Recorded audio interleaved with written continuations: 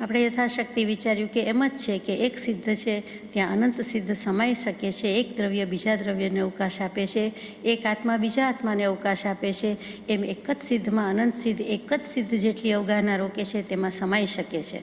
પરંતુ એ જ્ઞાન અપેક્ષાએ, પ્રકાશ અપેક્ષાએ કેવું ઠીક છે, બાકી એવડી લાંબી પોળી 45 લાખ જોજનની લાંબી પોળી સિદ્ધશિલા, એટલો જ 45 લાખ જોજનનું મનુષ્ય ક્ષેત્ર, તો ત્યાં કંઈ જગ્યાની કમી નથી. વળી જેટલા જીવો છે તેનો અનંતમાં ભાગ જ હજી મોક્ષે ગયા છે, સિદ્ધ થયા છે, એટલે ત્યાં એવો કોઈ પ્રશ્ન પ્રોબ્લેમ છે જ નહીં. તો પછી આ કઈ અપેક્ષાએ કહેવાય છે? વેદાંત દર્શન જે કહે છે કે એક બ્રહ્મમાં બધા બ્રહ્મ ભળી ગયા, બધા આત્મા ભળી ગયા, તે અપેક્ષા બિલકુલ ગલત છે. એટલે કે આપણે સ્વીકારી શકતા નથી. એ તેઓનું દર્શન છે, તેઓની માન્યતા છે, તેઓનો મત છે. કેવલી પ્રભુએ જેમ જોયું, જાણ્યું, અનુભવીને કહ્યું તે આપણે માન્ય કરીએ છીએ કે એક સિદ્ધમાં અનંત સિદ્ધ છે, એ જ્ઞાન કે પ્રકાશ અપેક્ષાએ સમાઈ જાય છે, સર્વવ્યાપી છે, તે અપેક્ષા છે. બાકી હકીકતમાં દરેક સિદ્ધાત્મા મુક્તાત્માનું પોતાનું અલાયદું અલગ અસ્તિત્વ છે ને છે. પોતાની જે ન્યારી આઈડેન્ટિટી છે એ તો છે જ, એમાં કંઈ એક સિદ્ધ બીજો સિદ્ધ થઈ જાય છે તેમ નથી. બધા સિદ્ધાત્માનું અસ્તિત્વ તો દરેક દ્રવ્યનું આત્મા તરીકે છે જ. એટલે તે અપેક્ષા વાત કરી હતી. એમાં આગળ જઈએ કે હેતુ વ્યક્તવ્ય અવ્યક્તવ્ય. વક્તવ્ય હોય તો કહી શકાય, બોલી શકાય એમ અર્થ થાય, પણ અહીંયા કૃપાદેવ લખે છે અવ્યક્તવ્ય, એટલે વક્તવ્ય નથી, વાણીની વાત નથી, વચનથી કહી શકાય કે તેમ એ વાત નથી, પણ વ્યક્તવ્ય છે. વ્યક્ત એટલે સ્પષ્ટ, પ્રગટ, એટલે અવ્યક્ત કહીએ ત્યારે અસ્પષ્ટ, અપ્રગટ, અદૃશ્ય, અજ્ઞાત, એ બધા અર્થ થાય એ વિચારવા જેવું છે. તો એવું શું છે? તો કે પરમાત્મા તત્વ કે આત્મતત્વ છે એમ દેખ્યું દેખાતું નથી. એટલે પરમાત્મા તત્વ એ પણ અર્થ થાય કે હેતુ અવ્યક્તવ્ય, એનું કારણ, એનું પ્રયોજન એક સિદ્ધમાં આનંદ સિદ્ધ સમાઈ જાય છે, અથવા તો એની અવગાહના આવી જાય છે. એનું કારણ શું છે? તો કે કારણ અસ્પષ્ટ છે, અદૃશ્ય છે, અજ્ઞાત છે. તો કે દેખાતું નથી, જ્ઞાનમાં જણાતું નથી એમ તો નથી. કેવલી પ્રભુ બધું જાણે છે કે સિદ્ધાત્માની શું દશા છે. તો પછી તો પ્રશ્ન મૂક્યો છે કે કેમ મૂક્યું નથી? તો કે પરમાત્મા તત્વ દેખીતી રીતે દેખાતું નથી, અજ્ઞાત છે, અલખની વાત છે, અલખ નિરંજન કહીએ છીએ, જાણી શકાતું નથી. પણ કેવલી તો જાણે છે, એમણે તો સ્પષ્ટ મૂકવું જોઈએ. અને બીજું કે જે અવ્યક્તવ્યનો એક છેલ્લો અર્થ થઈ જાય છે તે મૂળ પ્રકૃતિ, એટલે કે સ્વભાવ. મૂળથી એમ જ છે એમ સ્વીકારવાનું છે. શું કામ છે? એમાં પ્રયોજન શું? તો કે મૂળ પ્રકૃતિ છે, પ્રાકૃતિક રીતે, કુદરતી રીતે, સ્વાભાવિક રીતે જ્યારથી જેમ છે તેમ એમ જ છે. એટલે હેતુ અવ્યક્તવ્ય છે. એટલે અવ્યક્તવ્યનો અર્થ આપણે મૂળ પ્રકૃતિ કહીએ છીએ કે એનું કારણ શું, પ્રયોજન શું? તો કે મૂળ પ્રકૃતિ છે. એટલે સિદ્ધ પરમાત્મા આ રીતે અવગાહનામાં સ્થિત હોય છે, એકમાં અનંત સિદ્ધ સમાઈ શકે છે. એ અસ્પષ્ટય નથી, અદૃશ્યય નથી, અજ્ઞાતય નથી. અને અદૃશ્ય આપણા માટે ખરું, અહીં બેઠા સિદ્ધશિલામાં સિદ્ધ ભગવંત કેમ રહે છે એ આપણે જોઈ જાણી શકતા નથી, તે અપેક્ષા એ છે. વળી પરમાત્મા તત્વ એ પણ દેખી શકાતું નથી, એક તત્વ છે, એક ભાવ છે, એક સબસ્ટન્સ છે, પણ એ કંઈ દશા છે, સ્થિતિ છે, એ કંઈ દેખાતી નથી, એ અનુભવી શકાય છે. તો એ અપેક્ષા એ બરોબર છે. પણ સૌથી વધારે અર્થ બંધ બેસતો છે તે મૂળ પ્રકૃતિ, કે એમ જ છે. એટલે એને કોઈ હેતુ નથી. હેતુ કયું? કારણ શું? તો કે મૂળ સ્વભાવગત છે, પ્રકૃતિ છે. પછી પૂછે છે બીજો પ્રશ્ન, એકમાં પર્યવસાન શી રીતે થઈ શકે છે?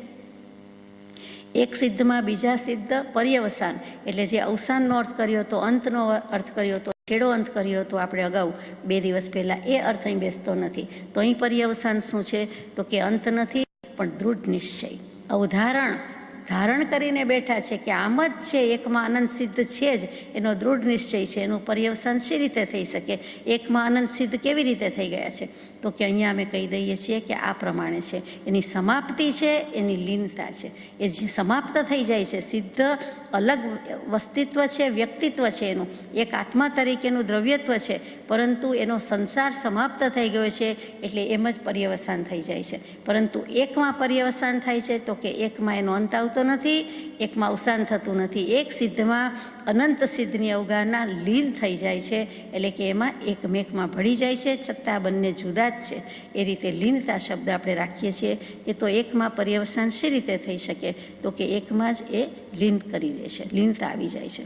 બાકી પર્યવસાનના અર્થનો વિચાર કરો તો અંત પણ થાય, છેડો પણ થાય, સમાપ્તિ પણ થાય, સાર પણ થાય, ઉપસંહાર પણ થાય અને સૌથી જુદો પડતો અર્થ કે દૃઢ નિશ્ચય અથવા તો દૃઢ અવધારણ થાય. નિર્ધાર કરી દીધો છે, આત્માનું સ્વરૂપ સાબિત કરી દીધું છે, હવે બીજે ક્યાંય જવાનું નથી. એટલે એક સિદ્ધ અનંત સિદ્ધ બધા એક જ છે એમ કરીને ત્યાં રહીએ છીએ. એક છે તે અનંત છે, અનંત છે તે એક છે. જેમ આપણે કહીએ છીએ હાથીના પગલામાં સર્વ સમાય છે, તો એક જ્ઞાનીને પૂજતા દરેક જ્ઞાની આવી જાય છે. એક કૃપાળુદેવને વંદતા પૂજતા અનંતા જ્ઞાની અનંતા તીર્થંકર આવી જાય છે. એક ભગવાનને પૂજતા બધા સદગુરુ આવી જાય છે એમ નથી કહી શકાતું, પણ એક સદગુરુના ચરણ કમળ ઉપાસતા અનંત જ્ઞાની કે અનંત તીર્થંકર એમાં સમાય છે. એટલે આપણે બોલતા હોઈએ છીએ, માનતા હોઈએ છીએ કે એક હાથીના પગલામાં સર્વ સમાય છે. પછી ત્રીજો પ્રશ્ન પૂછ્યો કે અથવા થતું નથી. હવે આ પર્યવસાન શી રીતે થઈ શકે છે? એકમાં અનંત લીન થઈ જાય છે અથવા થતું નથી. બેમાંથી એક જવાબ આપો કે થાય છે તો કેવી રીતે, નથી થતું તો કેવી રીતે. તો થતું નથી એમ કે છે, આપણે સ્વીકાર્યું છે કે એકમાં અનંત સિદ્ધની અવગાહના છે એટલે એ પ્રમાણે થાય છે. પછી પાછો છેલ્લો ચોથો સવાલ આ હાથનોંધમાં કે વ્યવહાર રચના કરી છે એમ કોઈ હેતુથી સિદ્ધ થાય છે? તો આ વ્યવહારથી રચના છે, બાહ્ય રીતે રચના કરી છે, સ્થૂળ રીતે રચના કરી છે એમ કંઈ સાબિત થઈ શકે છે? તો કે આમાં શું વ્યવહાર સાચવવાનો છે? સિદ્ધ સિદ્ધ દ્રવ્ય છે, સિદ્ધ પરમાત્મા છે, સિદ્ધાત્મા છે, સિદ્ધને અનંતી સિદ્ધ પર્યાય છે, એનું અનંતું જ્ઞાન છે. એમાં વ્યવહાર શું અને એમાં રચના શું કરવાની છે? વસ્તુ સ્થિતિ આમ જ છે, મૂળ પ્રકૃતિ છે એમ સાબિત કરવાનું છે. એટલે કે એમ સાબિત થાય છે. એટલે અહીંયા કોઈ વ્યવહાર રચના છે એમ લાગતું નથી. અને તમે વ્યવહાર એટલે જો રૂઢિ રિવાજનો વિચાર કરો અથવા આપણે એમ સ્વીકારીએ તો કે આમ જ રૂઢિ છે, આમ જ રિવાજ છે, આમ જ ધારો છે, સિદ્ધ પરમાત્મા આમ જ હોય છે અને આમ જ હોઈ શકે છે, તો પણ વાંધો નથી. આગળ જઈએ. આંક એટલે જ નંબર, આંક 54. સ્વસ્થિતિ ડેશ આત્મદશા સંબંધે વિચાર તથા તેનું પર્યવસાન. એટલે ત્યાં પાછો પ્રશ્નાર્થ ચિહ્ન મૂક્યો છે, પાછું પર્યવસાન શબ્દ લીધો છે. વિચારીએ કે સ્વદશા આત્મસ્થિતિ સંબંધે વિચાર. સિદ્ધો સિદ્ધનો વિચાર કર્યો, પછી સિદ્ધો સ્વનો પોતાનો કર્યો. કેમ કે સિદ્ધના અને શુદ્ધ સ્વરૂપમાં કોઈ ભેદ નથી, શુદ્ધ સ્વરૂપમાં અને પોતાનામાં કૃપાળદેવમાં કોઈ ભેદ નથી, આત્મ સ્વરૂપમાં. તો કે વિચારે છે કે મારી આત્મદશા કેવી છે? હું સ્વરૂપે સિદ્ધ છું, સ્વરૂપે સિદ્ધ તો ક્યાર નહીં છે, પણ પોતે મનોમંથન જગાવે છે, લખે છે. અને જે અરસામાં હાથનોંધ લખાઈ હશે વિક્રમ સંવત 1951 હોય અથવા 1947ની પહેલાં હોય, બંને શક્યતા છે, આપણે વિચારીએ છીએ. અગાઉનું બધું વિક્રમ સંવત 1951ની આસપાસનું આવ્યું છે, એટલે 1951 પહેલાં હોઈ શકે માની, અથવા 1951માં હોઈ શકે. 576મો પત્ર એ અરસામાં લખ્યો છે. એમાં પોતે લખ્યું છે કે અમને કાંઈ, આખો પત્ર છે લાંબો, એમાંથી સારાંશ કહીએ છીએ કે આ તે પ્રવૃત્તિ વ્યવસાય આરંભીએ છીએ, કરીએ છીએ તો એમાં લોભનું નિદાન જણાતું નથી. અમને એનું કારણ કંઈ લોભ જણાતો નથી. અમને કંઈ વેપાર કરીએ છીએ તો વેપાર રોજગારમાં લાભ થાય, લોભ થાય, એ કારણ તો છે જ નહીં. આજીવિકા પૂરતું અને જે પિતાશ્રીનું કરજ ફેડવાનું છે, ઋણ ફેડવાનું છે, એટલો જ ઉપયોગ છે, એટલો જ અર્થ કે આશય છે, બાકી અમારે કોઈ લોભ નથી. વિષયાદિની ઈચ્છા એ પ્રવૃત્તિ થાય છે એમ પણ જણાતું નથી. કોઈ 5 ઇન્દ્રિયના વિષય પોષવાના છે એમ પણ નથી. તથાપિ પ્રવૃત્તિ થાય છે એમાં સંદેહ નથી. પ્રવૃત્તિ તો પણ ચાલુ છે, થાય છે, કરીએ છીએ, એમાં શંકાને સ્થાન નથી. જગત જુએ છે અને જગત અમને સસ્પૃહ તરીકે જુએ છે, પણ અમે તો નિસ્પૃહ જ છીએ. જગત કંઈક લેવાને માટે પ્રવૃત્તિ કરે છે, આ પ્રવૃત્તિ દેવાને માટે થતી હશે એમ લાગે છે. તે યથાર્થ હશે કે કેમ, તે માટે વિચારવાન પુરુષ જે કહે તે પ્રમાણ છે. પોતે જ વિચારવાન પુરુષ છે અને પોતે જ આવું લખે છે કે પોતે વિચારવાન પુરુષ, વિચારશીલ પુરુષ, પોતે જ્ઞાની પુરુષ, છતાં કદાચ પરમ પૂજ્ય શ્રી સૌભાગભાઈને પત્ર લખાયો હોય તો એ રીતે મૂક્યું હોય કે હવે આપ કહો તે ખરું. આપણે આપણો મત ઠોકીને કહીએ, સ્થાપીને કહી દઈએ અને પછી બીજાને કહીએ કે તમને જેમ ઠીક લાગે એમ, અથવા આપ કહો તે માનવું, આપ કહો તે સાચું. પણ પહેલાં પોતે પોતાનો સ્થાપિત તો કરી દીધો છે પોતાના અભિપ્રાયમાં કાંઈ ભેદ નથી, ભૂલ નથી, શંકા નથી, એમ એકદમ એસ્ટાબ્લિશ કરી દે છે ને પછી પાછું પૂછીએ કે હવે આપને જેમ કહો તેમ.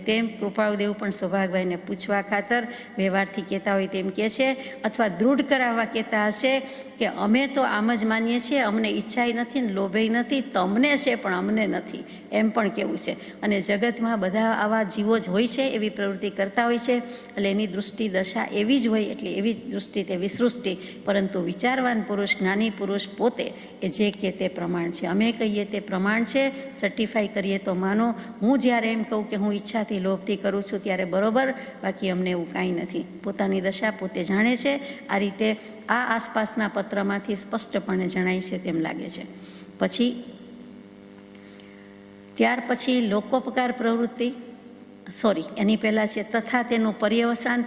જે દશા છે તેનું અવસાન કરવાનું છે, એની સમાપ્તિ કરી દેવાની છે, એમ તો છે નહીં. તો ત્યાં પર્યવસાનનો અર્થ શું થાય? તો કે પર્યવસાન એટલે દૃઢ નિર્ધાર છે, દૃઢ નિશ્ચય છે કે આમ જ છે, એટલે એમાં કોઈ ફેર નથી. અમારી દશા દશા જ છે. દશા હોય તો નિષેધવાની જરૂર નથી, ન હોય તો માનવાની જરૂર નથી. જે પુરુષ આપણને એમ લખે તે પુરુષની દશા તો છે જ. એનો દૃઢ નિશ્ચય છે કે લાભ લોભથી, વિષય તૃષ્ણા ઈચ્છાથી થતું નથી, પણ ઉદય વશાત થાય છે, એમાં કોઈ ફેરફાર નથી. તો અહીંયા પર્યવસાન એટલે સમાપ્તિ. તો કે આ દશાની સમાપ્તિ કરી દેવાની છે? ના, એ તો પરિપૂર્ણતાને પહોંચવાની છે, એટલે કેવળ જ્ઞાન સુધી જવાના છે ને જવું છે. તો એ પણ નથી. મોક્ષે જવાની છે, એ પણ બાકી છે. તો પછી શું છે? તો કે પર્યવસાન એટલે આક્રમણ.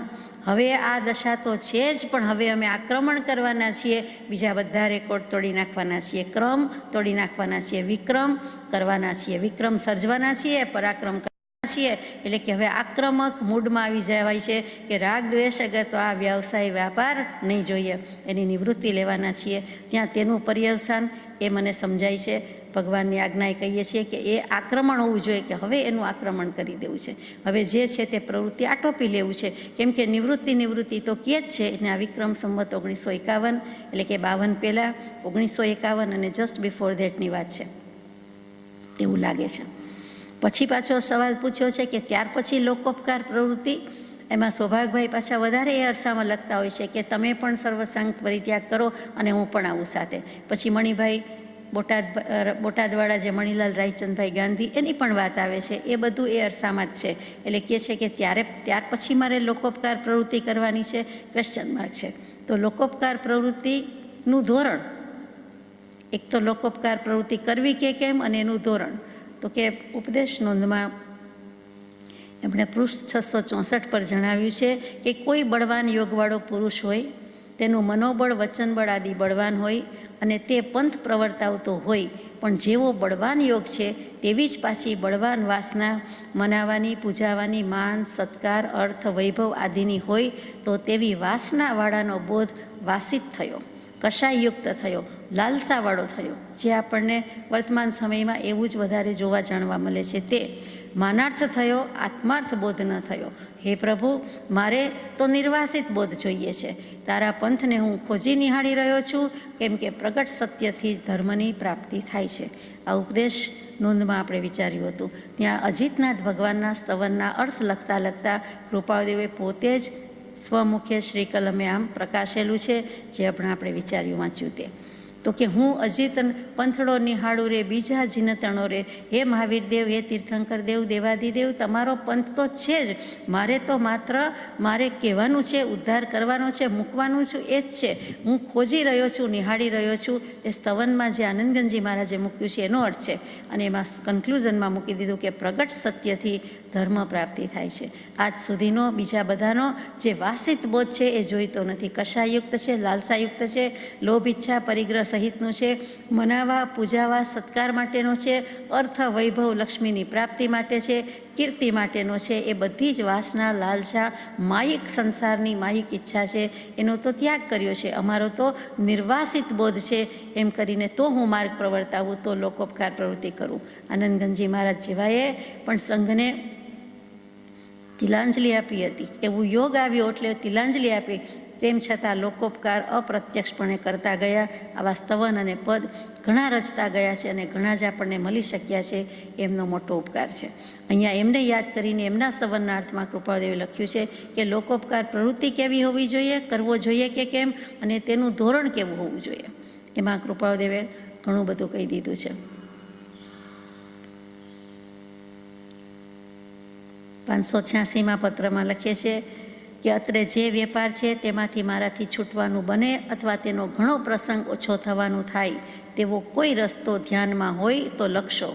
પરમ પૂજ્ય શ્રી સૌભાગભાઈ સિવાય આવું કોઈને લખે નહીં કે તમારા ખ્યાલમાં હોય તો આ વેપારથી હું કેમ છૂટું અને એનો ઘણો પ્રસંગ છે એમાંથી હું કેમ ઓછું થાય એવો રસ્તો કોઈ ધ્યાનમાં આવતો હોય તો લખશો. ગમે તો આ વિશે સમાગમમાં વિશેષતાથી જણાવી શકાય તો જણાવશો. આ વાત લક્ષમાં રાખશો.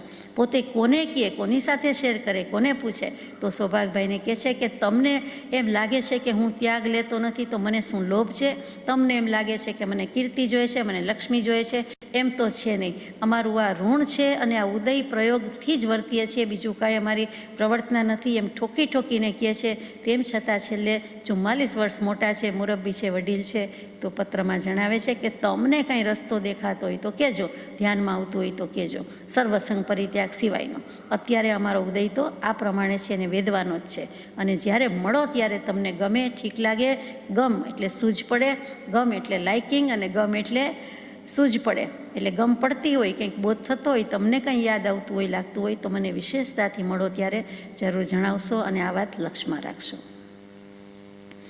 લોકોપકાર પ્રવૃત્તિ માટે એમણે ઘણો બધો ઉહાપો કર્યો છે. 176માં પત્રમાં સ્પષ્ટ કહે છે એક બાજુથી પરમાર્થમાં વરાથી પ્રકાશવાની ઈચ્છા છે અને એક બાજુથી અલખલેમાં સમાઈ જવું એમ રહે છે કે સિદ્ધ જ થઈ જવું. આ સિદ્ધ સ્વરૂપની વાત છે, બીજું કાંઈ કરવું નથી. કોઈ પાસેથી કોઈ ઈચ્છા અપેક્ષા નથી. પોતે પોતાની જાત પાસેથી પણ લોકોપકારની અપેક્ષા રાખતા નથી.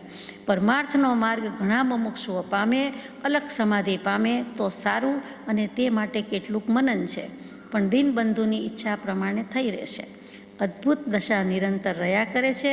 અબધું થયા છીએ અને ઘણા જીવોને અબધું કરવા માટે દૃષ્ટિ છે. ત્યાં અબધું એટલે બીજું કાંઈ નહીં પણ અબુદ્ધ નહીં પણ બુદ્ધ, એટલે કે અબધું એટલે આત્મા, કે અમે આત્મા થઈને બેઠા છીએ અને હવે ઘણા જીવો આત્મા થઈને રહીએ એવી દૃષ્ટિ છે. થોડી મુદતમાં કંઈક અદ્ભુત કહી દેવાને તત્પર છું. 27મો પત્ર બિલકુલ શરૂઆતમાં હું બીજો મહાવીર છું એમ કહું તો ચાલે, એમ મને આત્મિક શક્તિ વડે જણાયું છે.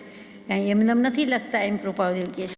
ખરો ધર્મ ચલાવવા માટે આત્માએ ઝંપલાવ્યું છે. જે ધર્મ પ્રવર્તાવીશ જ મૂક્યો છે અને લિખિત અંગમાં સાઇન કરી આશુપ્રજ્ઞ રાજચંદ્ર. આ 27મો પત્ર, 176મો પત્ર, 576, 586 બધામાંથી સ્પષ્ટ સ્ફુટ થતું દેખાય છે કે લોકોપકાર પ્રવૃત્તિ કરવી કે નહીં અને કરવી તો ક્યારે, એનું ધોરણ કેવું હોવું જોઈએ અને એનું મનોમંથન અનુભવ્યું છે. ઉપદેશ છાયામાં બાકી હતું તો છેલ્લે કહી દીધું કે સત્પુરુષ કે સમકીર્તિ એવી સકામ ઉપદેશ દેવાની ઈચ્છા કરે નહીં અને એવી ઈચ્છા હોય નહીં, પણ નિષ્કારણ કરુણાની ખાતર, નિષ્કારણ દયાની ખાતર ઉપદેશ દે છે. અને ત્યાં પણ પોતે કહી દીધું કે શું ઈચ્છા છે, શું કરવું જોઈએ. તેમ છતાં આગળ વિચારીએ કે લોકોપકાર પ્રવૃત્તિ કરવી કે કેમ અને એનું ધોરણ કેવું હોવું જોઈએ. ત્યાર પછીનો પ્રશ્ન ઉઠાવ્યો છે કે વર્તમાનમાં કૌંસમાં હાલમાં કેમ વર્તવું ઉચિત છે, અમારે હવે કેમ વર્તવું જોઈએ. પોતે પોતાને જ પૂછે છે, પાને ચડાવ્યું છે. વર્તમાનમાં હાલમાં એટલે એ વિક્રમ સંવત 1951માં લખાઈ હોય તે અરસામાં.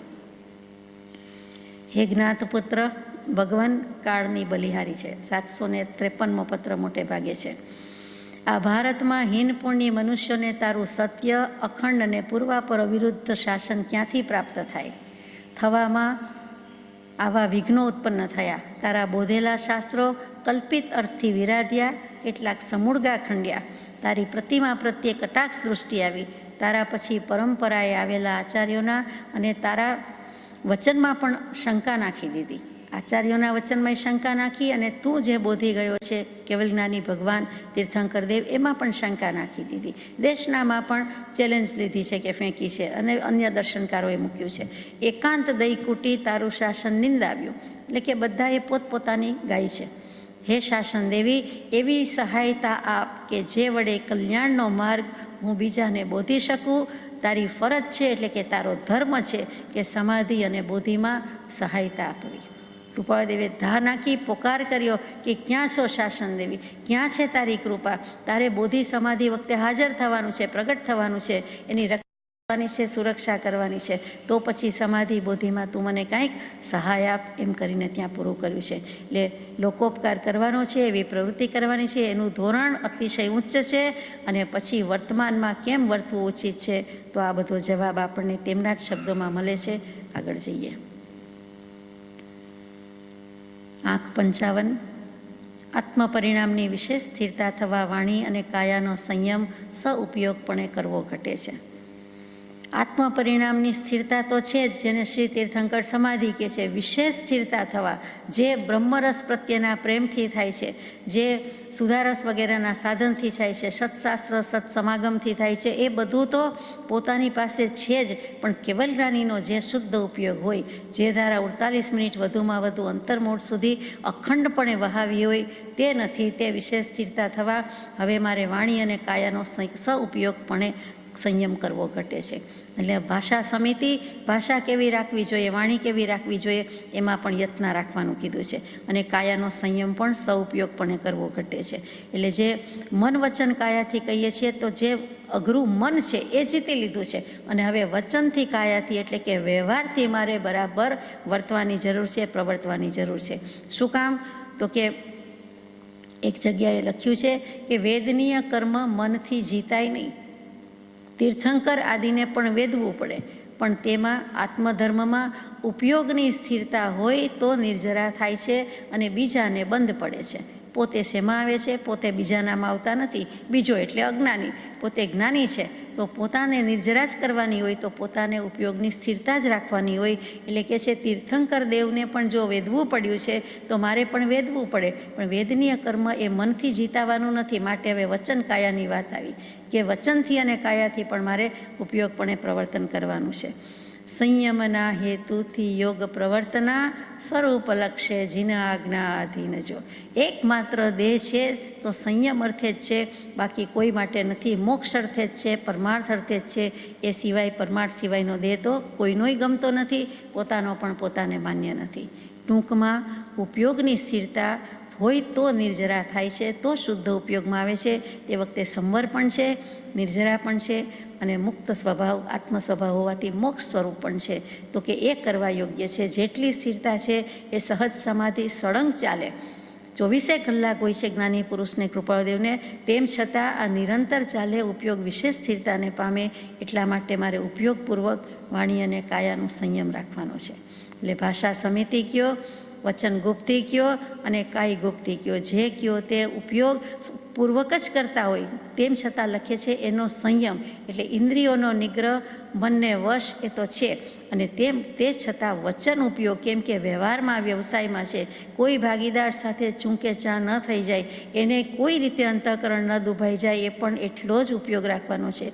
વ્યવહાર સાથે, પરિવારે પણ એક વ્યવહાર છે, એમાં પણ બેઠેલા છે, તો ત્યાં પણ કોઈનું મન એટલી હદે ન દુભાય તે રીતે સંયમ જાળવવાનો છે. એવું વચન ન બોલાઈ જાય કે જેથી કોઈ પાર્ટનર્સને દુઃખ થાય, એવું વચન ન બોલાઈ જાય કે ઘરનાને દુઃખ થાય, માતા પિતાને દુઃખ થાય, વગેરે જે બધું છે એ પણ વાણીના સંયમનમાં આવે છે. ઘણી જગ્યાએ આવે છે કે વાણીનું સંયમન શ્રેયરૂપ છે. જેટલો વચનયોગ કે વાણી ઉપર કંટ્રોલ, તેટલું કલ્યાણનું કારણ છે. અને ત્યાર પછી કાયાનો સંયમ કીધો છે કે એ રીતે કૃપાળુદેવ કોઈને કાયાના સંયમનું કેમ લખે, પોતાના માટે લખે છે. તો કે મન વચન કાયાના 3 યોગથી કામ લેવાનું છે. તો કાયાના યોગ પણ એવી રીતે પ્રવર્તાવવા, એવો સંયમ રાખવો કે જેથી કરીને બીજાને દુઃખ ન થાય, બીજાને હાનિ ન પહોંચે. એટલે કાયિક ચેષ્ટા છે એ પણ, જે માનો કે કાઉત્સર્ગમાં હોય, ધ્યાનમાં હોય, તો એ વખતે કોઈ જીવને હાનિ પહોંચાડતા નથી, તો એ પણ ઉપયોગ પણ રાખવાનું છે. પણ નિવૃત્તિ નથી, એટલે વધુ સમય કાયોત્સર્ગમાં રહી શકાય એમ નથી. એટલો સમય સ્થિરતા નિવૃત્તિમાં જાય ત્યારે બને એટલો સમય લે છે.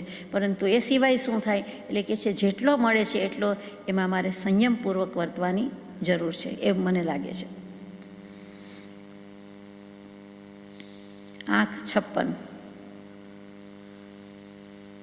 ત્રણેય કાળમાં જે વસ્તુ જાત્યંતર થાય નહીં તેને શ્રીજીન દ્રવ્ય કહે છે. હવે પાછી તત્વની વાત આવી. આ બધી વ્યવહારની દશાની વાત કરી, પોતાના આત્મા ઉપર ઘટાવ્યું, પાછું તત્વ ઉપર લઈ ગયા કે આત્મતત્વ તો ભૂલવાનો નથી.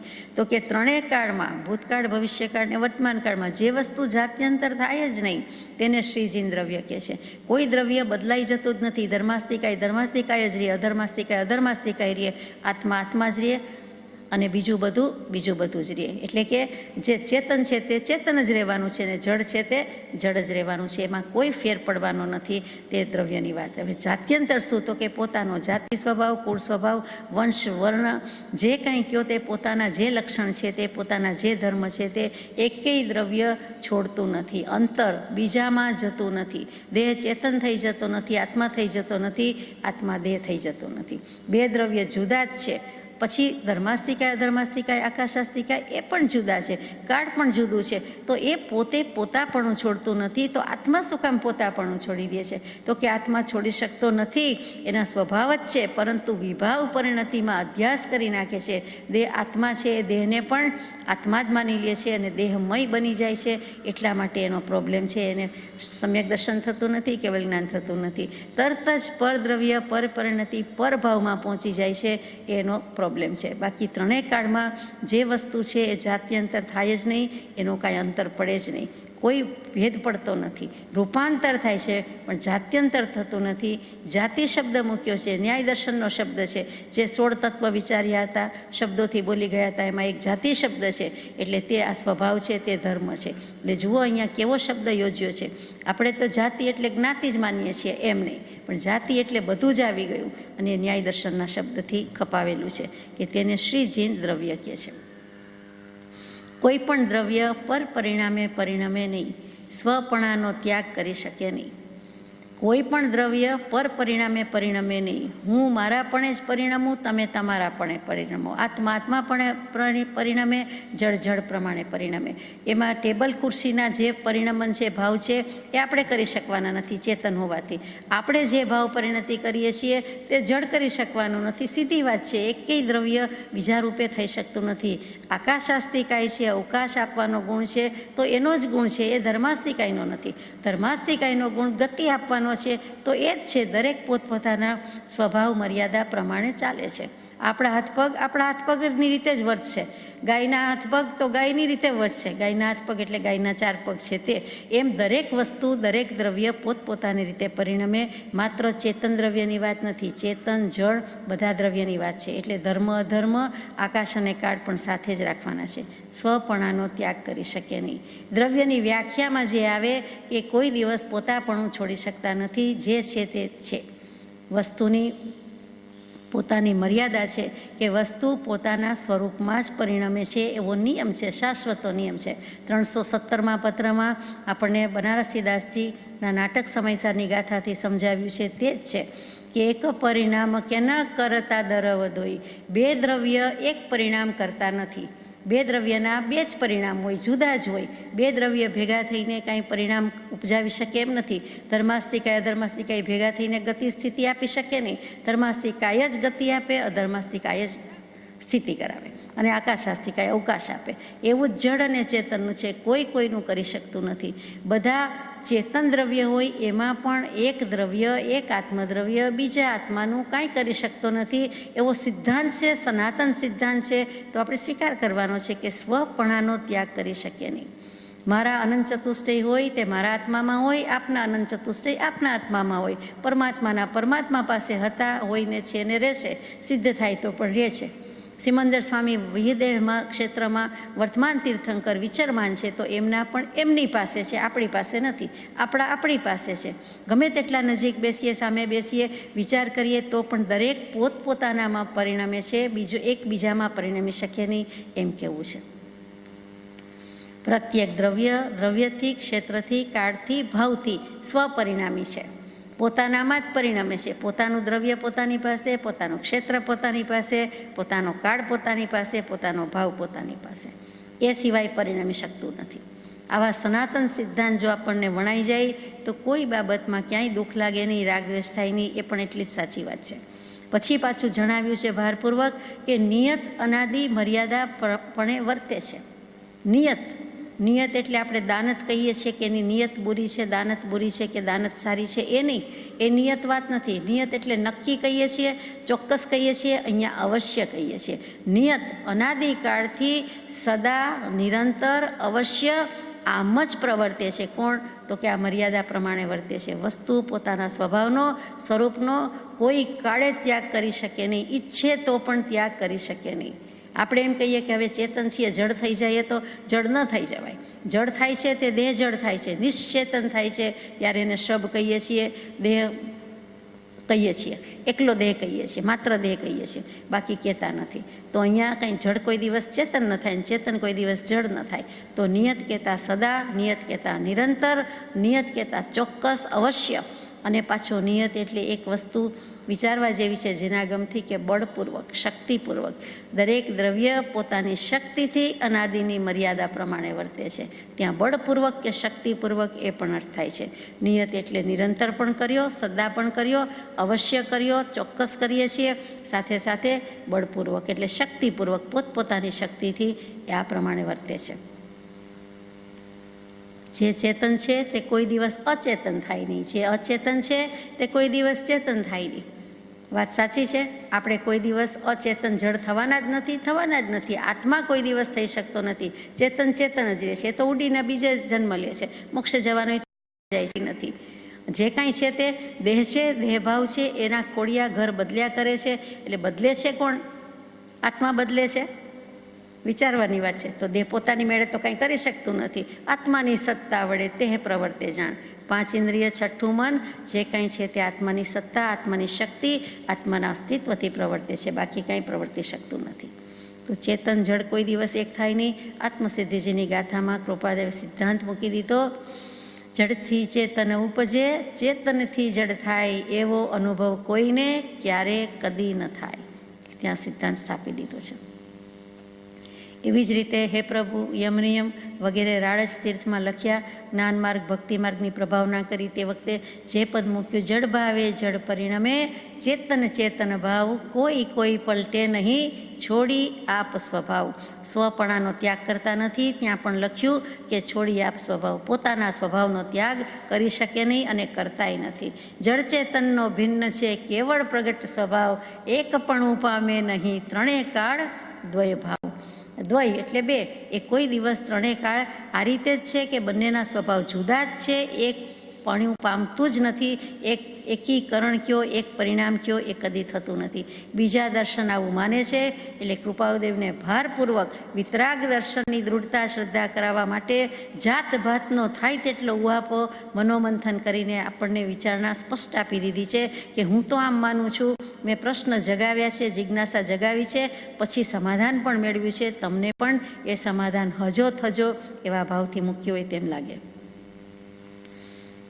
ત્યાર પછીની આંખ છે આંખ 57. એક જ શબ્દ છે, હે યોગ, કોમા, અને સંબોધન કરતા હોય અને પછી લખવાનું ઠીક નથી લાગ્યું તો મૂકી દીધું છે. આપણે તો વિચારવાનું ચાલુ રાખીએ છીએ કે યોગ શું? તો કે કોઈ અદ્ભુત યોગ દશા થઈ ગઈ હોય અને કૃપાદેવે યોગને સંબોધીને લખ્યું હોય એમ મનાય છે. જો અદ્ભુત અનુભવ દશા હોય એમ અદ્ભુત યોગ થઈ ગયો હોય એ લખ્યું હોય. કોઈક વખત નિરાશાથી, સિત્કારથી, ધિક્કારથી લખ્યું હોય. એ ધિક્કાર શબ્દ તો આપણો છે, એમને તેવો ભાવ હોય નહીં, પણ મનોમંથન કરતાં કરતાં એમ થયું હોય કે હવે ક્યારે આ નિવૃત્તિ યોગ બાદ છે એમ કરીને હે યોગ કહી દીધું હોય. અથવા જે સંજોગ પ્રવર્તે છે તેને સંબોધીને કહ્યું હોય કે હે સંજોગ, તું ક્યાં આવીને ઊભો છે. અથવા મને તો એવું લાગે કે કોઈ અદ્ભુત દશા થઈ હોય અને પછી લખ્યું હશે. તો યુજ એટલે જોડવું, મોક્ષની સાથે જોડે તે યોગ. એટલે યોગ શબ્દનો અર્થ એક મોક્ષ સાથેનું જોડાણ થાય, બીજું ઉપાય થાય. તો મોક્ષ સાથે જોડાય તો યોગ કહેવાય. પણ ઘણીવાર આપણે અશુભ યોગ પણ કરીએ છીએ. તે શું? તો કે ત્યારે યોગ એટલે મન, વચન, કાયાના યોગ કહેવાય. 3 સાધન છે, મન છે, વચન છે, કાયા છે, એને પણ આપણે ત્રિકરણ યોગ કહીએ છીએ. એટલે ત્રિકરણ એટલે જ 3 યોગ, 3 સાધન કહીએ છીએ તે છે. પછી એ જ યોગ કોઈક વખત શુભ કરીએ, કોઈક વખત અશુભ હોય. તો એવા સંજોગ હોય, કોઈક વખત સંજોગ સારો લાગે, કોઈ વખત સંજોગ ખરાબ લાગે, અનુકૂળ લાગે, પ્રતિકૂળ લાગે, એ પણ યોગ કહેવાય છે. એ જ યોગ મન, વચન, કાયા મુખ્ય 3 પ્રકારે અને ગૌણ રીતે ગણો તો 15 પ્રકારે થાય છે. મનના, વચનના, કાયાના, એવી રીતે ભેદ પાડેલા છે. તો એ પણ શુભ અને પ્રશસ્ત અપ્રશસ્ત વગેરે ભેદ પાડ્યા છે.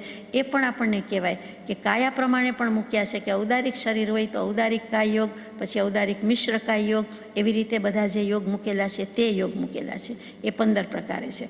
એને કૃપાળુદેવ સંબોધીને કહેતા હોય એમ લાગતું નથી. પણ પ્રમત્ત યોગને અપ્રમત્ત યોગમાં હે અપ્રમત્ત યોગ એમ કરીને સંબોધે એ બને કે પ્રમત્ત દશા ક્યાં સુધી આ વ્યવસાય વ્યવહારની, હવે મારે તો અપ્રમત્ત થશે, અપ્રમત્ત યોગરે થાશે, અપ્રમત્ત યોગરે ધન્યરે દિવસમાં મૂકી દીધું છે. એ પણ યોગ થઈ શકે.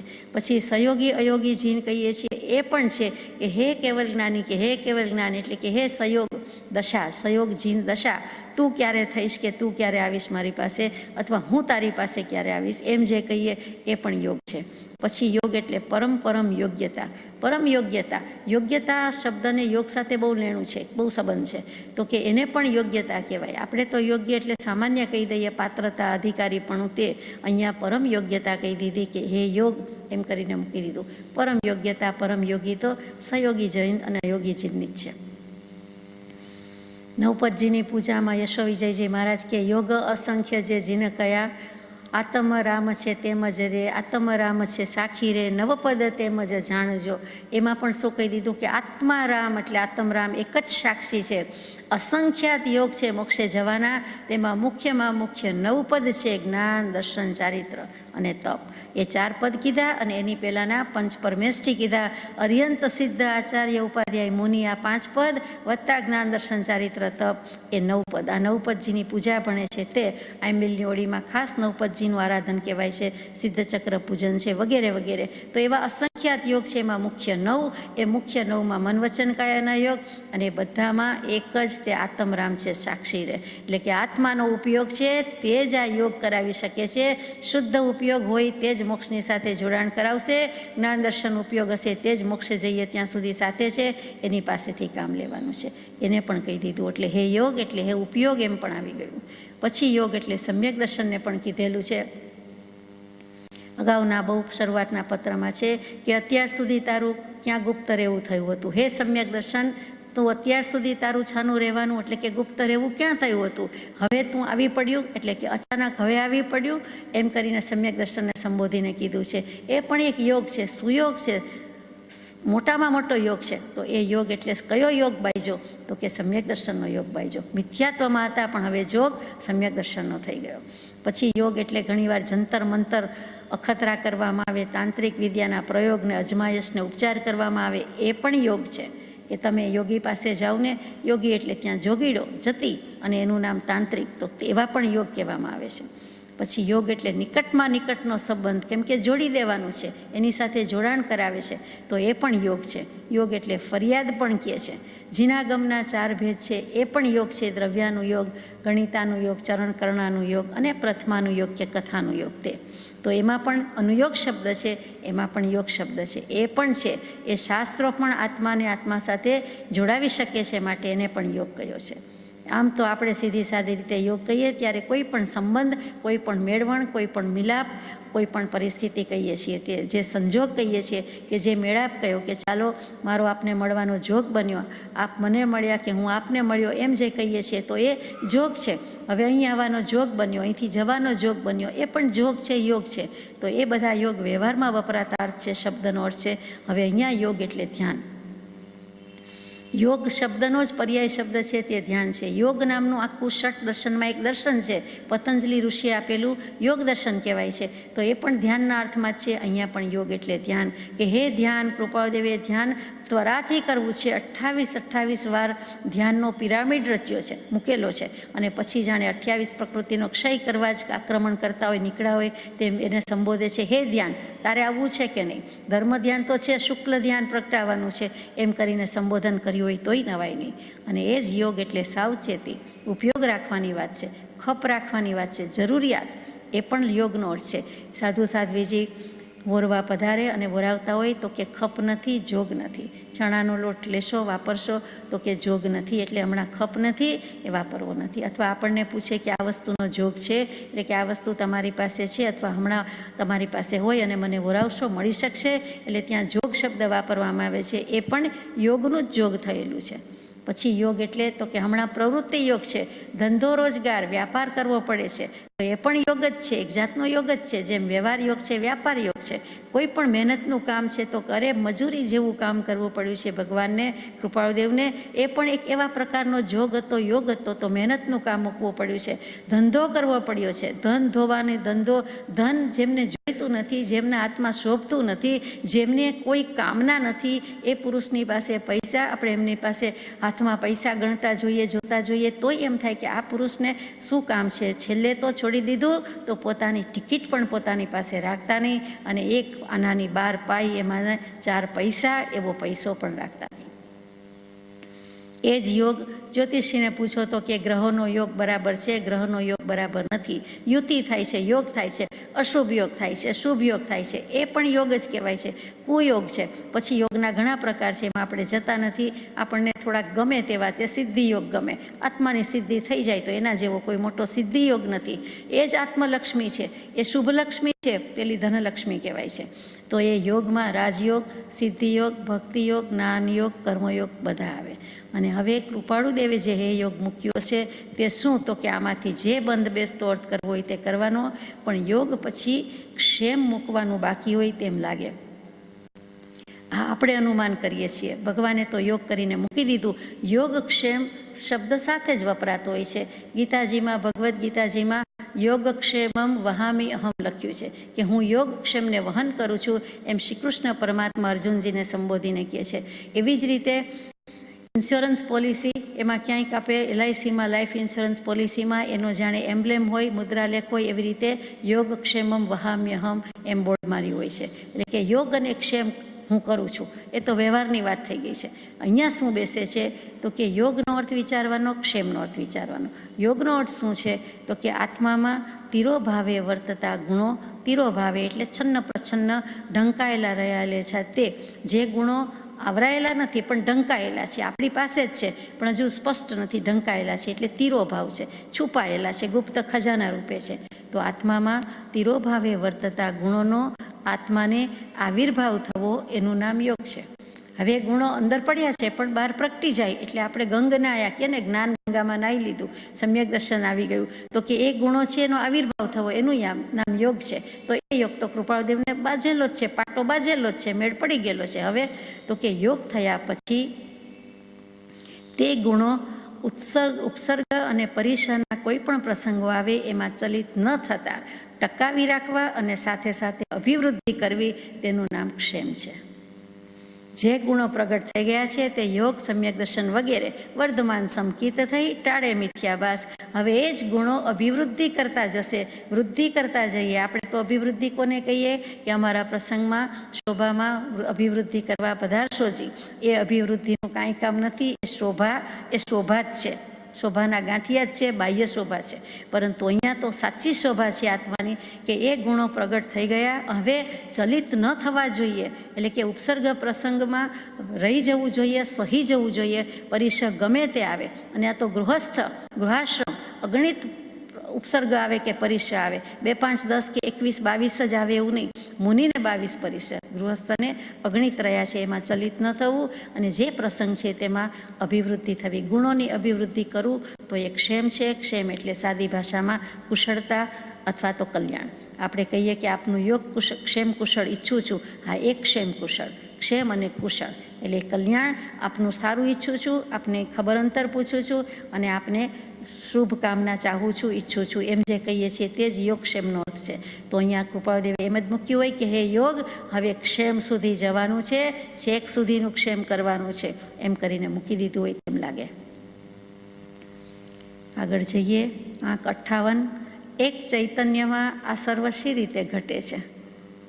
એક આવડું કમથું આત્મા નીકળી જાય તો ખબર પડતું નથી ક્યાંથી નીકળી જાય છે, કયા દ્વારેથી વયું જાય છે. જોકે એમાં તો કહે છે કે 10મા દ્વારેથી જાય, પણ 10મા દ્વારેથી જાય એટલે કે બ્રહ્મરંધ્ર માથા પર રહેલું છે તે, તાળવામાં રહેલું બ્રહ્મરંધ્ર, ત્યાંથી આત્મા જાય તો સિદ્ધ ગતિમાં જ જાય. પણ બીજા બધા દ્વારેથી જાય જેમ હોય તેમ. પણ ગમે ત્યાંથી જતો હોય, પણ આવડો કમથો આત્મા કહીએ, મહત્તત્વ કહીએ છીએ, મોટા માં મોટું પણ છે એની ના નથી, એની સાથે અણુમાં અણુ જેટલું પણ છે એની પણ ના. તે અણુથી પણ નાનું અને મોટામાં મોટી વસ્તુથી પણ મોટું છે, મહત્તત્વથી પણ મોટું જે કહીએ તે મહત્તત્વ છે. તો એવું એક ચૈતન્ય એમાં આ સર્વસ્વી રીતે ઘટે છે. હવે ધામધૂમ ધમાલ ચૈતન્યની જ છે, પણ આટલું બધું એક આવડા કમથા અથવા તો આપણા બિચારા આત્મા ઉપર આત્માની દયા ખાતા હોય એમ બોલાઈ જાય છે કે એક ચૈતન્યમાં આટલું બધું કેમ સમાય, આટલી સાઈઝ અથવા આટલોક નાનો, અથવા એને આ બધું સમાવાનું કે એમાં આટલા બધા ગુણ, આટલી બધી પર્યાય, આ બધું શું રહેલું છે. અને બધાનો રેકોર્ડ પાછો પોતે જ રાખે, આટલી અનંત શક્તિનો સ્વામી પણ પોતે જ છે. તો આ બધું કેવી રીતે ઘટે છે, એટલે કે કેવી રીતે યોગ્ય છે, કેવી રીતે થઈ શકે છે. તો 567માં પત્રમાં મૂક્યું કે આત્માના અંતર પરિણામની ધારા, એટલે કે શુભાશુભ પરિણામની ધારા, જે કંઈ અંતર વ્યાપાર શબ્દ મૂક્યો છે કૌંસમાં અંતર પરિણામની ધારા, એ બંધ મોક્ષની વ્યવસ્થાનો હેતુ છે, તે શરીર ચેષ્ટા નથી. એટલે કે આત્મા નાનો હોય કે મોટો હોય, દેખાતો હોય કે ન દેખાતો હોય, એની કાંઈ દયા ખાવા જેવું નથી. એ તો જે છે તે છે બંધ મોક્ષની વ્યવસ્થા છે, કે બંધ મોક્ષ થાય છે એ આત્માનો અંતર વ્યાપાર એના શુભાશુભ ભાવથી થાય છે. એનાથી સૃષ્ટિનું નિર્માણ મંડાણ છે અને એનાથી સંહાર થાય છે. જે કંઈ છે તે આત્માની અંદર છે, એટલે કે આત્માના અંતર પરિણામથી થાય છે. એટલે આવડો મોટો આટલું બધું બંધનું સ્વરૂપ આત્મામાં, આટલું બધું મોક્ષનું સ્વરૂપ આત્મામાં, આત્મા કેવી રીતે સહી શકે, ખમી શકે, એમ જાણે દયા ખાતા હોય મૂક્યું છે. પણ એની સામે જવાબ પણ છે કે બંધ મોક્ષની વ્યવસ્થા તો જે તે આત્માના પરિણામની ધારા પર છે. એટલે જેવા જેવા પરિણામ કરતો જશે, સ્ટોકમાંથી જેમ જેમ કાઢતો જશે, કરતો જશે, વર્તમાન પર્યાય ભૂત થઈ જાય છે, પાછી ભવિષ્યની વર્તમાન થાય છે, અને પાછું ભવિષ્ય તો ચાલુ જ છે. તો કે એ બંધ મોક્ષની વ્યવસ્થાનો હેતુ છે, કારણ છે, પણ એના ચૈતન્ય પરિણામની ધારા છે, અંતર વ્યાપાર છે. એટલે કે કાંઈ દયા ખાવા જેવું નથી. અને ચૈતન્ય એટલે જ્ઞાન ઉપયોગ, દર્શન ઉપયોગ, અને જ્ઞાન ગુણ ને દર્શન ગુણ, બે એવડા મોટા એના મુખ્ય ગુણ એની પાસે છે, બે એવડા મોટા મુખ્ય ઉપયોગ છે. અને તેનાથી એ બધું હાંસલ કરી શકે છે. જાય તોય ભલે, આવે તોય ભલે, ચડે તોય ભલે, પડે તોય ભલે, બંધ થાય તોય ભલે, ને મોક્ષ થાય તોય ભલે. જે કારણ બંધના તે બંધનો પંથ, તે કારણ છે દકદશા, તે જ મોક્ષનો પંથ. તો એ જે મોક્ષનો બંધનો અંતે એના કારણથી જ થાય છે, અને બંધ પણ એનાથી થાય છે. જે કારણ છે કેવી રીતે, એની છેદક દશા, જે હેતુ છે, કારણ છે, એને છેદી ભેદી નાખે, તો એ જ સંખ્યાનો છેદ ઉડાડી દે. તો મોક્ષ તો હથેળીમાં છે, મોક્ષ હાથવેંતમાં છે. એટલે કે ચૈતન્યમાં આ બધું જ ઘટી શકે છે. એના અનંત ગુણ, અનંત શક્તિ, અનંત પર્યાય બધું જ છે. અને તે જ ફેંસલો લઈ શકશે, જળ થોડો લઈ શકશે. ફેંસલો લેનારો એકમાત્ર ચૈતન્ય જ છે. માટે આ બધું જ ચૈતન્યમાં ઘટે છે, એટલે કે હોવું જોઈએ છે. 59 જો આ જીવે તે વિભાવ પરિણામ ક્ષીણ ન કર્યા, તો આ જ ભવને વિશે તે પ્રત્યક્ષ દુઃખ વેચશે. હવે બંધ મોક્ષની વ્યવસ્થા માટે અંતર પરિણામની ધારા જવાબદાર છે. એ શુભ હોય કે અશુભ હોય એના ઉપર જવાબદાર છે. શુદ્ધ હોય તો મોક્ષ જ છે. તો એ શુભાશુભને છેદવાની વાત આવી. એનું જ બીજું નામ રાગદ્વેષ, એનું જ બીજું નામ વિભાવ પરિણામ. તો કે જો આ જીવે તે વિભાવ પરિણામ ક્ષીણ ન કર્યા, પોતે પોતાનું મનોમંથન છે, ડાયરીમાં લખે છે. આ જીવે પોતે પોતાને કહે છે, આપણને કહેવાનું છે કે આ વિભાવ પરિણતિ જો ક્ષીણ ન થઈ, ક્ષય ન પામી, તો આ જ ભવને વિશે મોક્ષ થવાના બદલે પ્રત્યક્ષ દુઃખ વેચશે. જાતે જ દુઃખી થશે, જાતે કરીને દુઃખી થશે. આત્મા જ પોતાને દુઃખી કરે છે, આત્મા જ પોતાને સુખી કરે છે. કોઈ કોઈને સુખી દુઃખી કરી શકતું નથી. એટલે કે જો નહીં કરું તો હું દુઃખ જ વેદવાનો છું. પણ કૃપાળદેવ જેનું નામ તો પ્રતિજ્ઞાને પાડી રહ્યા છે, પાડે છે, પરિપૂર્ણ પાલન કરે છે. એટલે જે કોઈ જો વિભાવ પરિણીતનો ત્યાગ નહીં કરે, આપણે નહીં કરીએ, તો આપણને દુઃખ જ છે, ને દુઃખનું વેદન છે, અનુભવીએ છીએ. તો કે હવે વિભાવને ક્ષીણ કરવાના છે. આગળ જઈએ. 60 જે પ્રકારે આત્માને ચિંતન કર્યો હોય તે પ્રકારે તે પ્રતિભાસે છે. જેણે જેવો આત્માને ચિંતન કર્યું હોય તે પ્રમાણે પ્રતિભાસે. સાચી વાત છે. આપણે આત્માને, કૃપાદેવ તો કે ટોપી આત્માને, પાડો આત્માને, ભેંસ આત્મા, તો કે એનો જ વિચાર કર્યા કરતા હોઈએ. ક્યાંય જવું હોય અને એ સ્થળનો જ વિચાર કરતા હોય તો ત્યારે તે આત્મા જપાન આત્મા થઈ જાય, અથવા તો શિખરજી આત્મા થઈ જાય, શત્રુંજય આત્મા થઈ જાય. એ તો સંકલ્પ છે. ત્યાં બિરાજતા તીર્થંકર દેવ જેવો આત્મા થઈ જાય એ લક્ષ્ય છે, એ ગોલ હોવો જોઈએ. એની બદલે બીજી પરિણતિ કરે છે. તો શું કામ આવું ચિંતન કરે છે? તો કે મોહ દશા છે, મૂઢ દશા છે. એટલે કે જે પ્રકારે આત્માને ચિંતન કર્યું હોય તે પ્રકારે પ્રતિભાસે. કોઈ અર્યંતનું ચિંતન કરે તો અર્યંત પ્રતિભાસે, કોઈ સિદ્ધને કરે, કોઈ કૃપાદેવને કરે તો જેવો શુદ્ધાત્માનું ચિંતન તેવો આત્મા થઈ જાય છે. આગળ જઈએ. વિષય આર્તપણાથી મૂઢતાને પામેલી વિચાર શક્તિવાળા જીવને આત્માનું નિત્યપણું ભાસતું નથી એમ ઘણું કરીને દેખાય છે. એમ થાય છે તે યથાર્થ છે, કેમ કે અનિત્ય એવા વિષયને વિશે આત્મબુદ્ધિ હોવાથી પોતાનું પણ અનિત્યપણું ભાસે છે. શરૂઆત કરી છે કે વિષયાર્થપણાથી મૂઢતાને પામેલી વિચાર શક્તિવાળા જીવો. વિચારવાની શક્તિ તો પડી છે, પણ ઊંધું વિચારે છે, અવળું વિચારે છે, અસમ્યક વિચારે છે, મિથ્યા વિચારે છે. શું કામ? તો કે 5 ઇન્દ્રિયના વિષયથી અર્થ છે, દુઃખી છે, પીડિત જ છે. એને 5 ઇન્દ્રિયના વિષય મળ્યા છે. એક ઇન્દ્રિયનો વિષય હોય તોય આપણે જાણીએ છીએ કે બધા મૃતાપાય થઈ જાય છે. એ દૃષ્ટાંતમાં આપણે અત્યારે જતા નથી કે એક દીવા પાસે પતંગિયું આવે તો પોતાનો પ્રાણ ત્યાગ કરી દે છે. એને ત્યાં આવીને શું છે, હાથીને શું છે, તો કે હાથણીને સ્પર્શ કરવા જાય છે અને વિષયથી એનું અધઃપતન થાય છે. ખોટી હાથણી બનાવીને રાખી હોય છે અને જ્યાં સ્પર્શવા જાય છે ત્યાં મોટા ખાડામાં હાથી પડી જાય છે, દેહત્યાગ થઈ જાય છે, હાથી દાંત લઈ લેવામાં આવે છે. તો માટે વિચારો માનવી કે વિષયથી શું થાય છે? તો આ 5 ઇન્દ્રિયના વિષય મનુષ્યને છે. વળી છઠ્ઠું મન છે. તો કે વિષયથી આર્ત છે, આ વિષયથી દુઃખી છે અને એને કારણે મોહદશાને પામ્યો છે, મૂર્ખ છે, મૂઢ છે, દિશામૂઢ છે. મૂર્ખ કરતાં પણ વધારે કહેવાય કે એને ખબર જ નથી ક્યાં જવું છે. ક્યાંય જઈને ઊભા રહીએ કે ટિકિટ આપો, પૂછે કે ક્યાં જવું છે, ખબર નથી, તો ટિકિટ આપનારો શું ટિકિટ આપે? મોક્ષે જવું છે એમ કહેવાય? તો કોઈ એવી ખબર નથી કે સંસારનો રસ્તો કયો છે, મોક્ષનો રસ્તો કયો છે. તો કે એવી વિચાર શક્તિવાળા જીવને આત્માનું નિત્યપણું ભાસતું નથી. એને તો અનિત્ય એવી જે કોઈ ચીજ છે તેમાં રસ પડી જાય છે, ગમી જાય છે, લેવી હોય છે, ખરીદવી હોય છે, વાપરવી હોય છે અને તેના જ માટે આજીવિકા ઉપરાંતનો પુરુષાર્થ કરી નાખે છે, વેડફી નાખે છે. આ મનુષ્ય દેહ કોડી બદલે જાય એટલે એને વસ્તુમાં જ રસ છે અને અનિત્ય વસ્તુમાં રસ છે. એ અનિત્ય છે, પોતે આત્મા નિત્ય છે એ ભૂલી જાય છે. શાશ્વત વસ્તુનું લક્ષ નથી. પોતે શાશ્વત, પોતે અજર, પોતે અમર, પોતે અવિનાશી, છતાં એને પરદ્રવ્ય, બીજી વસ્તુ, જળ વસ્તુ છે એમાં શક્તિ છે. એ આપણને ખેંચી જાય, એનામાં શક્તિ છે આકર્ષવાની કે આપણામાં છે? આપણે આકર્ષાઈ જઈએ છીએ. શક્તિ વસ્તુ તો જ્યાં પડી છે ત્યાં પડી છે. નાની પુરુષ એના પ્રત્યે કદાચ લક્ષ્ય આપતાય નથી. તો બીજો તો કે બીજાને ગમો અણગમો થાય છે. તો એ જ સૂચવે છે કે ત્યાં કોઈને કોઈ રીતે વિચાર શક્તિ કુંઠિત છે, આત્માનું નિત્યપણું ભાસતું નથી. એવું જ ઘણું કરીને દેખાય છે, તેમ થાય છે તે યથાર્થ છે. અને આ વાત સાચી છે કે આવું જ લગભગ જોવા મળે છે. આ તો કૃપાદેવે લખી દીધું છે કે તે યથાર્થ છે, કે તે વાત સત્ય છે, આમ જ છે. કેમ કે અનિત્ય એવા વિષયને વિશે આત્મબુદ્ધિ હોવાથી પોતાનું પણ અનિત્યપણું ભાસે છે. આ વિષય છે, વસ્તુ છે, એમાં આત્મબુદ્ધિ આવી ગઈ. આત્મા આખો ને આખો આવડો મોટો અનંત શક્તિનો સ્વામી એટલીક વસ્તુમાં અને એ વસ્તુ પ્રત્યેના ભાવમાં રોકાઈ રહ્યો, ખળી રહ્યો, અટકી ગયો અને ત્યાં જ એને બધા જ ભાવ કે બધી જ શક્તિ ત્યાં મૂકી દીધી. ગમે છે, નથી ગમતું, બધી જ રીતે સાંગોપાંગ નિરખશે, અવલોકશે અને તેણે બધી શક્તિ ત્યાં મૂકી દીધી. બધો ભાવ મૂકી દીધો, બધો સમય એમાં વેડફી નાખ્યો. એમ કરતાં કરતાં ક્ષણ કરતાં જ અનંતકાળ ગયો છે. માત્ર દિવસની 24 કલાકમાં 2-5 મિનિટ નથી ગઈ, પણ 23 કલાક કે 24 કલાક એમાં જાય છે એ ભૂલવા જેવું નથી. તો કે એવી આત્મબુદ્ધિ આવી ગઈ, પ્રમાદ બુદ્ધિ આવી ગઈ, એને કારણે પોતાનું પણ અનિત્યપણું ભાસે છે.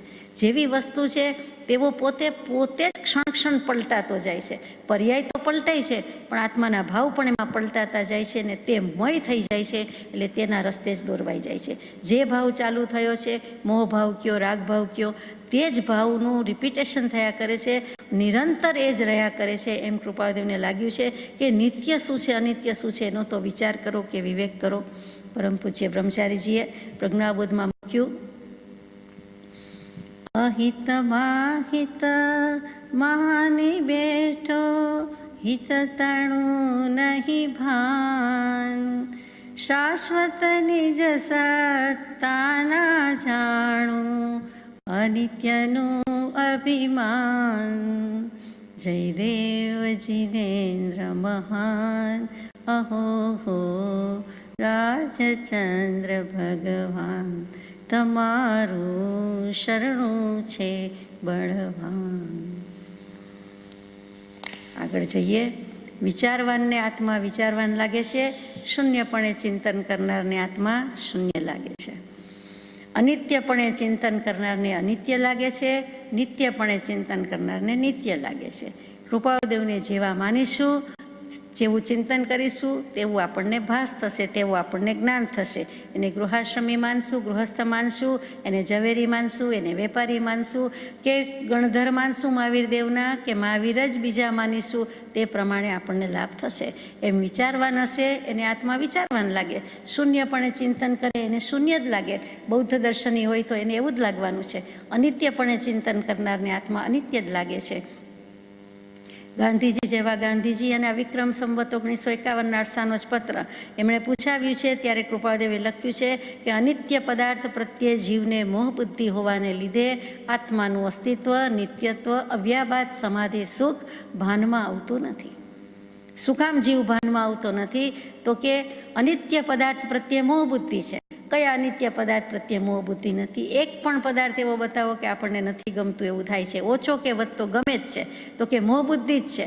સારાસરનો વિવેક જ નથી આવતો કે શાશ્વત નિજ સત્તાના જાણું અનિત્યનું અભિમાન. અનિત્યનું જ અભિમાન છે. પોતે આત્મા છે, નિત્ય છે. પોતે પોતાનું અભિમાન રાખવાનું છે, પોતાની અસ્મિતા ગૌરવ જાળવવાનું છે, પોતાની ડિગ્નિટી જાળવવાની છે. એ આત્મા જાળવતો નથી અને જેવું તેવું ચિંતન કરે છે તેના જેવો થઈ જાય છે. આત્માને આ જરાય શોભે નહીં, છતાં જ કરતો આવ્યો છે. તો ગાંધીજીને પણ સમાધિ જોઈતી હતી, એટલે લખ્યું કે તમે સમાધિને ઈચ્છો છો અને તમે સંસારના ક્લેશથી મુક્ત થવા પણ ઈચ્છો છો, માટે હું તમને આ જણાવું છું કે અનિત્ય પદાર્થ પ્રત્યે મોહ બુદ્ધિ હોવાને લીધે જ અસ્તિત્વ, આત્માનું અસ્તિત્વ, આત્માનું નિત્યત્વ અને અવ્યાબાદ સમાધિ સુખ ભાનમાં આવતું નથી. જ્યારે કૃપાળુદેવ ભાનમાં લાવવાનો પ્રયાસ કરે ત્યારે આપણે ગાઈએ છીએ કે સદગુરુના ઉપદેશથી આવ્યું અપૂર્વ ભાન, નિજપદ નિજમાં અહીં લયું, દૂર થયું અજ્ઞાન. ભા એટલે જ પ્રકાશવું, એના પરથી જ ભાવે શબ્દ આવ્યો, એના કરતાં ભાસ આવ્યો, આભાસ આવ્યો, પ્રતિભાસ આવ્યો. ભાવ શબ્દ ભૂ પરથી આવ્યો છે. આગળ જઈએ. ચેતનની ઉત્પત્તિના કંઈ પણ સંયોગો દેખાતા નથી, તેથી ચેતન અનુત્પન્ન છે. આત્મસિદ્ધિજીમાં આપણને શીખવાડી દીધું, એટલે આપણને સીધું સાદું સત્ય લાગે, પણ સ્વીકાર એમનેમ નથી કર્યો. ઘણો બધી વિચારણા પછી કૃપાળુદેવે સ્વીકાર્યું છે અને સ્વીકારવાનું કહ્યું છે કે ચેતનની ઉત્પત્તિ માટે કંઈ પણ સંયોગો દેખાતા નથી, એટલે ચેતન અનુત્પન્ન છે. ચેતન કોઈથી પેદા થતો નથી, જન્મતો નથી. ચેતન છે જ, આત્મા છે જ. કોઈ બેના સંયોગથી ચેતન ઉત્પન્ન થાય છે એ માનવું મહામૂર્ખાઈ છે, ભૂલ ભરેલું છે. ચેતન અનુત્પન્ન છે, આત્મા એ રીતે ઉત્પન્ન થતો નથી. તે ચેતન વિનાશ પામવાનો કંઈ અનુભવ પણ થતો નથી, માટે અવિનાશી છે. આત્માનો વિનાશ ક્યાં થાય છે? એ તો ઉડીને જતો જ રહે છે. એના ક્યાં અગ્નિ સંસ્કાર થાય છે? જે અગ્નિ સંસ્કાર, અંત્યેષ્ટિ સંસ્કાર થાય છે એ દેહના થાય છે. માટે આત્મા તો અવિનાશી છે, એનો કોઈ નાશ થઈ શકતો જ નથી. એક ગતિમાંથી બીજી ગતિમાં ને 4 ગતિનું પરિભ્રમણ પૂરું થાય તો એ સિદ્ધ પદને પામે છે. ત્યાં પણ તેની ઓન આઈડેન્ટિટી, અલગ અલાયદું અસ્તિત્વ છે ને છે. પ્રત્યેક આત્મા સિદ્ધ છે, પ્રત્યેક આત્મા મુક્ત છે અને પ્રત્યેક સિદ્ધાત્મા મુક્તાત્માનું અસ્તિત્વ છે. જે કંઈ છે તે પણ આત્મા છે, એ મીટી ફીટી જતો નથી. પછી ડેશ કરીને લખ્યું છે નિત્ય અનુભવ સ્વરૂપ હોવાથી નિત્ય છે. 2 વખત નિત્ય છે. નિત્ય અનુભવ સ્વરૂપ હોવાથી નિત્ય છે. નિત્યની વ્યાખ્યા શું હતી? તો કે ગઈકાલે મોક્ષશાસ્ત્રના સૂત્રને આધારે આપણે વિચાર્યું, તત્વાર્થ સૂત્રનું, કે તદ્ભાવ અવ્યયમ નિત્યમ, તદ્ભાવાવ્યયમ નિત્યમ. પછી તદ્ભાવ વિચાર્યો કે જે એક સમયે છે તે જ બીજા સમયે છે, તે ત્રીજા સમય છે, તે ચોથા સમયે, અસંખ્યાતમાં સમય, અનંતમાં સમયે, શાશ્વત, અનંત, નિત્ય. એનો કોઈ દિવસ અંત નથી અને સદાકાળ ટકવાનું જ છે. અને પાછો એ નિત્યની વ્યાખ્યા. હવે નિત્ય નિરંતર આત્માને અનુભવ તો છે જ, પોતે હું છું એ અનુભવ ક્યારે ગયો? એ તો છે જ. એમ કે આત્માને ઘરે મૂકીને આવજો તો ઘરે મૂકીને આવતું નથી, બહાર મૂકીને આવજો તો બહાર મુકાતો નથી. આત્મા તો ભેગો ને ભેગો, સાથે ને સાથે છે. અને હું છું એટલે પોતાનું અસ્તિત્વ જે છે એ તો એને અનુભવાય જ છે, સાથે જ છે. પણ એમાં વચ્ચે બીજો પણ અનુભવ છે કે હું આવો તેવો સારો નરસો પોતાના કે વિશે કે બીજાના વિશે, એટલે એ જે ભાવ છે તે દેહાધ્યાસ છે, દેહાભિમાન છે. અને એને કારણે સમ્યક દર્શન નથી, કેવલ જ્ઞાન નથી કે આત્માનો અનુભવ નથી. એ દેહાધ્યાસ છૂટે છે તે જ વખતે પોતે પોતાના અનુભવ સ્વરૂપને અનુભવે છે, પોતાના ઉપયોગને અનુભવે છે, પોતાના જ્ઞાનને અનુભવે છે. સમય સમયે પરિણામાંતર પ્રાપ્ત થવાથી અનિત્ય છે. આત્મા દ્રવ્ય નિત્ય છે, પર્યાયે પલટાય. એટલે કે સમય સમયે પરિણમન થાય છે એ અપેક્ષાએ અનિત્ય છે. છેલ્લું વાક્ય સ્વ સ્વરૂપનો ત્યાગ કરવાને અયોગ્ય હોવાથી મૂળ દ્રવ્ય છે. પોતાના સ્વરૂપનો ત્યાગ કરી શકતો જ નથી એટલે આત્મા પણ મૂળ દ્રવ્ય છે. 6 એ 6 દ્રવ્ય છે એમાં આત્મા મૂળ દ્રવ્ય છે. સજાત્મ સ્વરૂપ પરમ ગુરુ.